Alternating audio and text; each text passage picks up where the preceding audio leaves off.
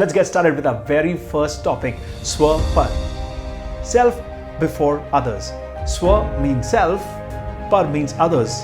That is, put yourself before others. Now this may actually sound like an antithesis to many. However, this is what every master in the world will advocate if you seek their advice on how to live an extraordinary life. So why don't we now go ahead and take a plunge and understand these two words really very well. SWA means self, not selfish, not self-centered, not self-absorbed, and definitely not self-consumed. It is just self, pure self. Your entire focus must be on self-awareness and self-development. You got to become mentally strong, physically fit, and spiritually connected. Learn to become more capable, competent, peaceful, forgiving, compassionate, loving, and caring. Only when you truly feel centered and experience flow within that you can qualify to help and guide others as well. So here are our top 3 ideas. Number 1, practice solitude. Solitude is more a state of mind and heart than it is a place. It is a state of inward attentiveness.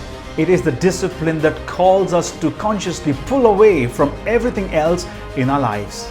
When you master this ability, you begin to experience a state of flow, which will help you in turn to gain intellectual clarity, attain emotional balance, develop moral courage, among other things. Consider silence and stillness as the ways to establish yourself in solitude, and you will begin to enjoy the process of spending time with yourself and truly begin to enjoy your own company. Number 2, develop virtues. Virtues is the quality of being morally good. For most of us, the fundamental question of ethics is, what should I do? How should I act while I am experiencing troublesome or difficult situations? My answer is to take refuge in the universal truths, which directs us to focus on development of habits that promotes human excellence and happiness. Yes, virtues are like habits. They require intense training and practice to develop, like building a muscle or preparing for a marathon race. However, it's worth the efforts because the greatest rewards of developing good virtues is that you begin to feel better both about yourself and other people as well. Number 3, indulge in Tapasya. Tapasya is the art of controlling your mind, body, and speech to attain the higher end of life, which is self-realization. Literally, it means the generation of heat and energy, referring to a spiritual practice and its effects, especially the roasting of karmic seeds, the burning up of karma. Without Tapasya, there is no spiritual progress.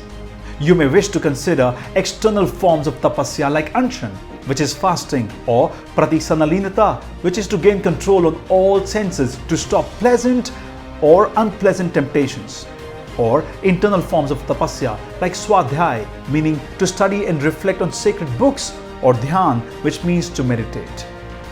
Let me now summarize our top 3 ideas. Number 1, practice solitude. Number 2, develop virtues. Number 3, indulge in Tapasya. In conclusion, SWA-PAR basically means that you need to start with yourself. Work on yourself instead of advising others. Transform yourself instead of changing others. Master the art of self-control instead of controlling others. This is the true sense of SWA-PAR. You need to start working with yourself first